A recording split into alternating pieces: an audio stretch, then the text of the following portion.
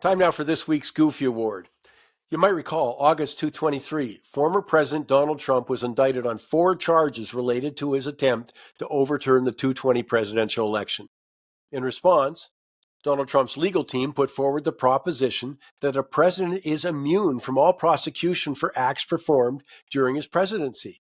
Now, a lower court rejected that appeal, but this past week on July 1st, the U.S. Supreme Court ruled in ex-President Trump's favor, stating in quotes, "The nature of presidential power entitles a former president to absolute immunity from criminal prosecution for actions within his conclusive and preclusive constitutional authority, and he is entitled to at least presumptive immunity from prosecution for all his official acts.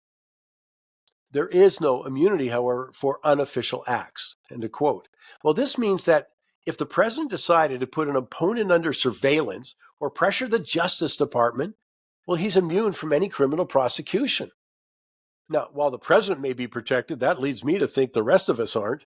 I mean, absolute immunity for official acts? Well, that's great news for former President Trump in his ongoing legal cases.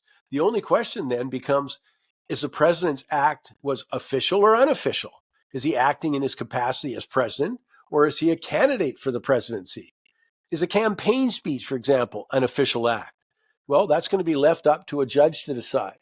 Meanwhile, it absolutely obliterates the notion that all people are equal before the law, puts aside the thought that no person is above the law. In her dissenting opinion, Justice Sonia Sotomayor wrote that when the president uses, in quotes, his official powers in any way under the majority's reasoning, he will now be insulated from criminal prosecution.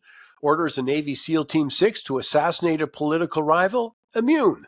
Organizes a military coup to hold on to power? Immune. Takes a bribe in exchange for a pardon? Immune. Well, not surprisingly, many people are worried about this. I mean, especially you look at the past actions of politicians in the past, Democrat and Republican presidents. I mean, this is a can of worm that is now more open than ever. And forgive me, I have little faith this won't be abused, that the pull of partisanship will be too great to resist in the future.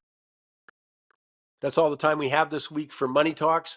Hey, just a reminder, go to mikesmoneytalks.ca. Hey, it's free. Click on 5 Minutes with Mike. And by the way, I appreciate the positive feedback we get to that. And I also appreciate when people recommend Money Talks tweets or mikesmoneytalks.ca or Michael Campbell's Money Talks or Facebook. And remember, you can join us for every program on YouTube and past programs. We'll be putting some of the best editorials up, the ones most in demand.